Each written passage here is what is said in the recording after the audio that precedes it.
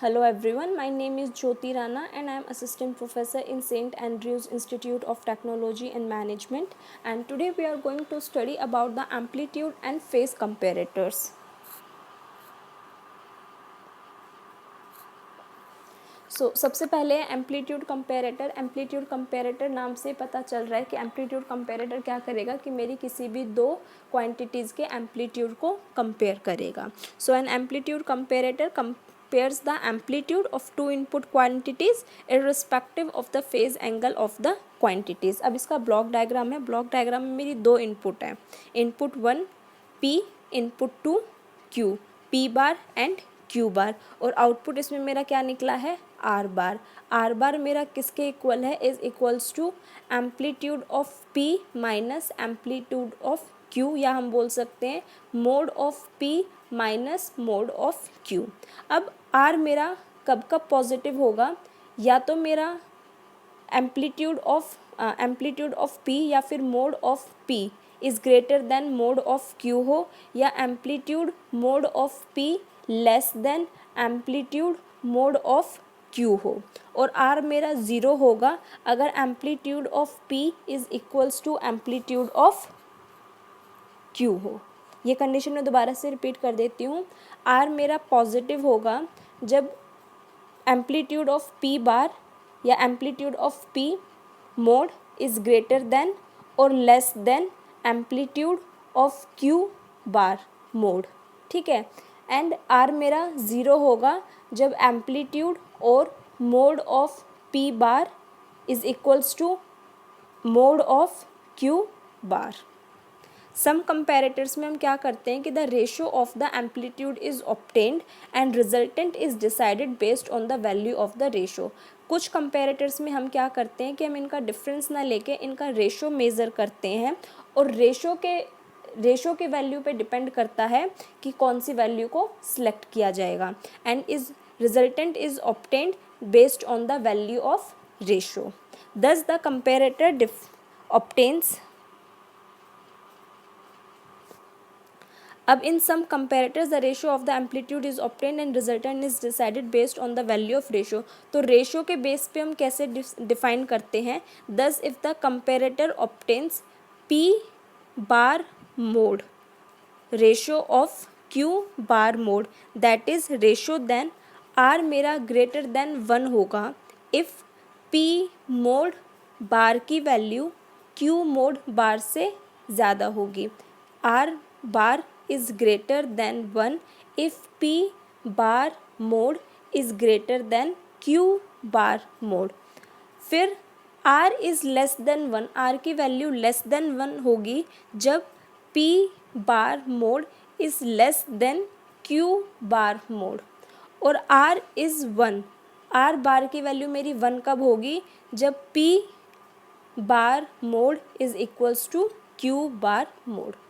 Most of the amplitude comparators are rectifier bridge comparators. So amplitude comparator का मतलब क्या है कि दो क्वांटिटीज़ के वो एम्पलीट्यूड को कंपेयर करता है. ठीक है. और कभी कभी वो दो एम्पलीट्यूड के डिफरेंस को मेजर ना करके वो उनके रेशियो को भी मेज़र कर लेता है. उस रेशियो के रिजल्टेंट पे डिपेंड करता है कि हमारा ऑपरेशन किस तरीके से होगा, हमारी वैल्यू क्या आएगी.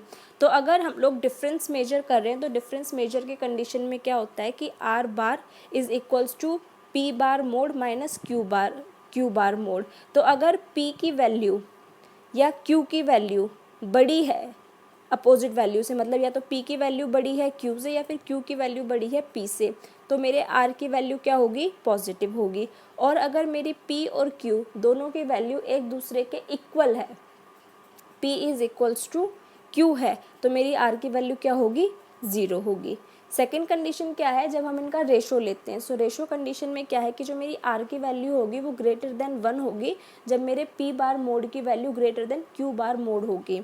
R की वैल्यू लेस देन 1 होगी जब P बार मोड की वैल्यू मेरी less than Q bar mode होगी, और R की वैल्यू मेरी 1 होगी जब P bar mod is equals to Q bar mod होगा.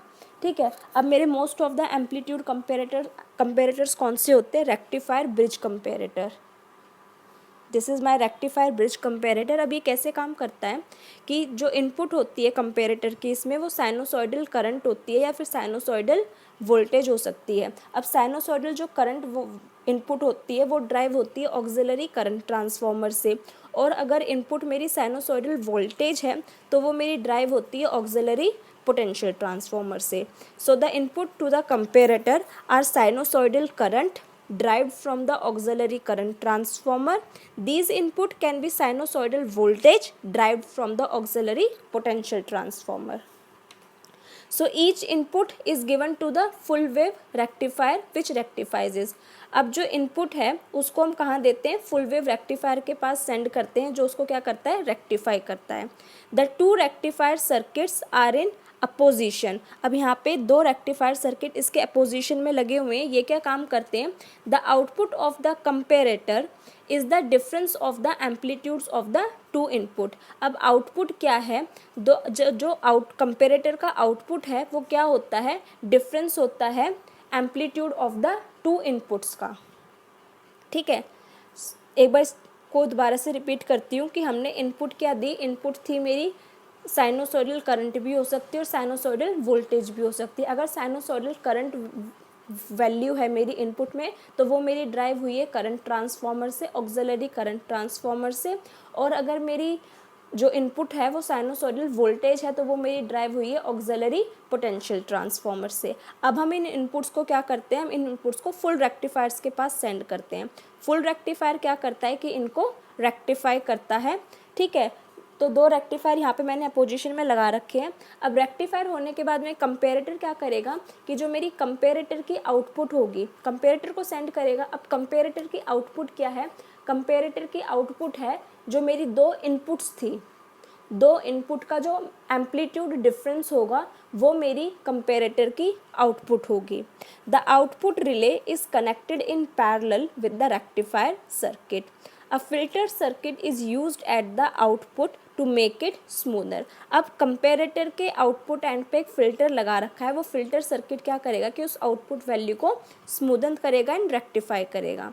The output is continuous and DC equivalent to I1 mod minus I2 mod. मान लो मेरी साइनोसॉइडल करंट वैल्यू थी मेरी इनपुट, तो उसकी मेरी आउटपुट क्या होगी कि वो कॉन्टिन्यूस होगी, डीसी होगी और वो इक्विवेलेंट होगी I1 mod minus I2 mod के, जो यहाँ पे गिवन भी है I1 mod minus I2 mod के।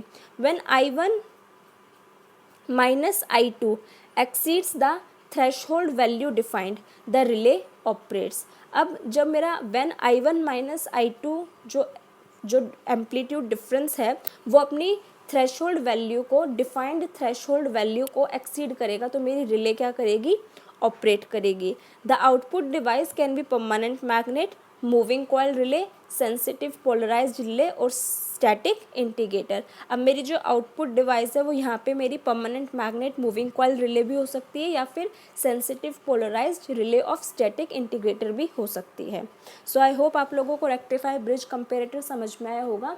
रेक्टिफायर ब्रिज कंपेरेटर क्या करता है कि इसमें जो हम इनपुट देते हैं वो मेरी दो करंट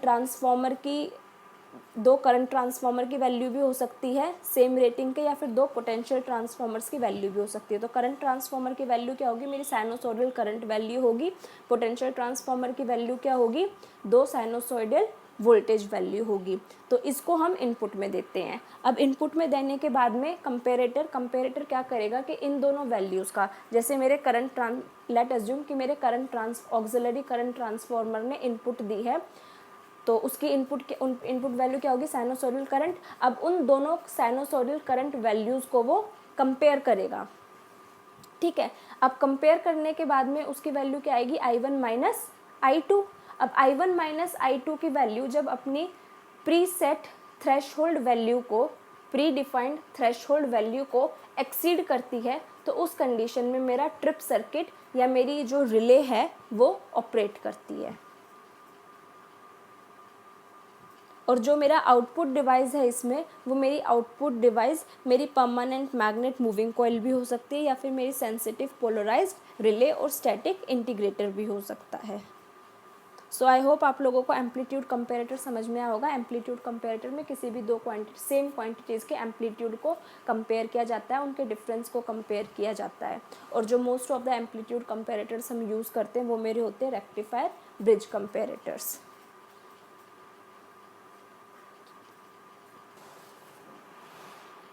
अब मेरा है फेस कंपेरेटर। फेस कंपेरेटर क्या करता है कि फेस कंपेरेटर मेरा दो क्वांटिटीज़ का फेज एंगल कंपेयर करता है।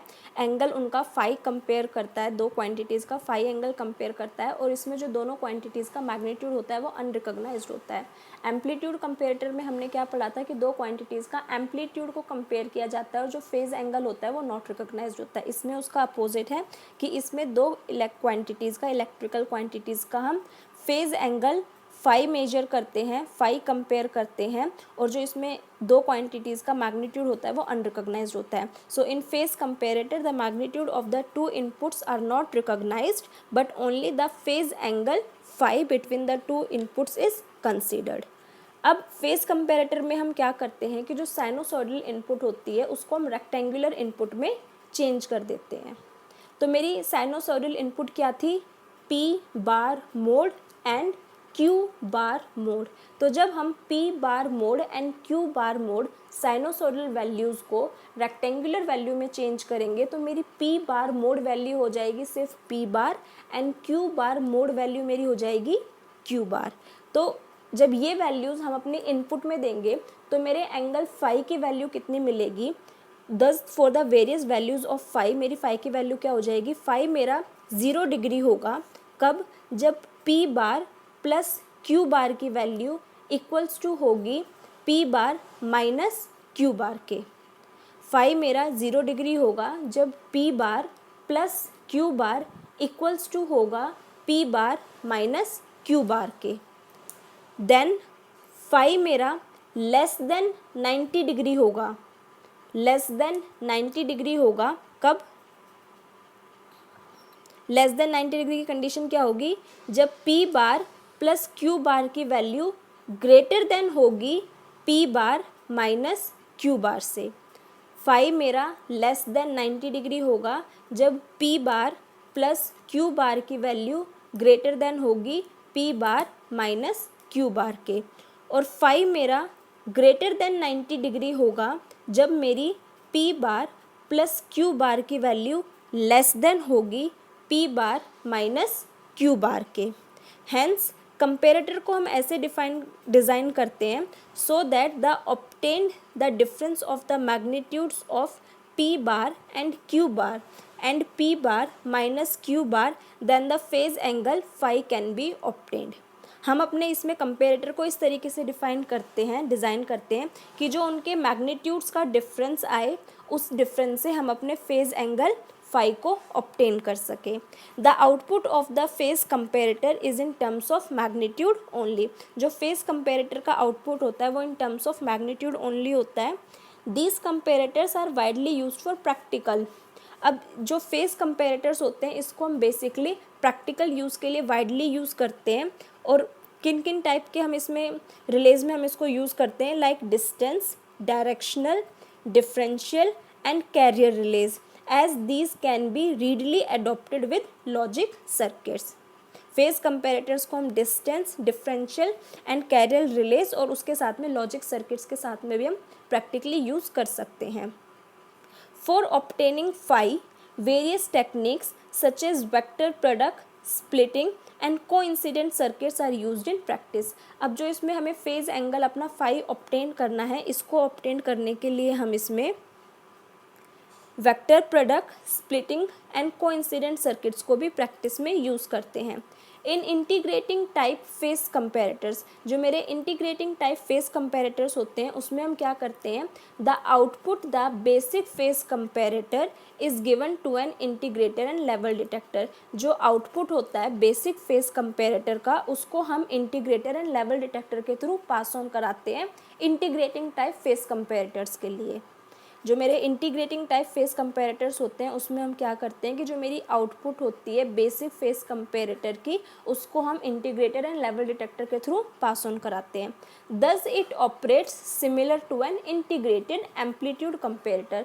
जिसकी वजह से वो सिमिलरली काम करता है लाइक इंटीग्रेटेड एम्पलीट्यूड कंपेरेटर की तरह, as the output of the phase detector is basically in terms of an amplitude, क्योंकि जो फेज डिटेक्टर की उस कंडीशन में आउटपुट होती है वो मेरी बेसिकली सेम होती है as compare to amplitude phase comparator के।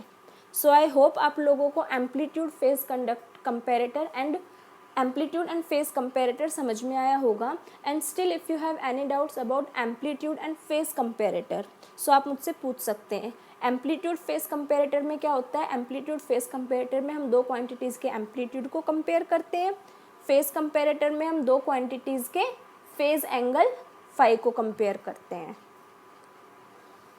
Thank you.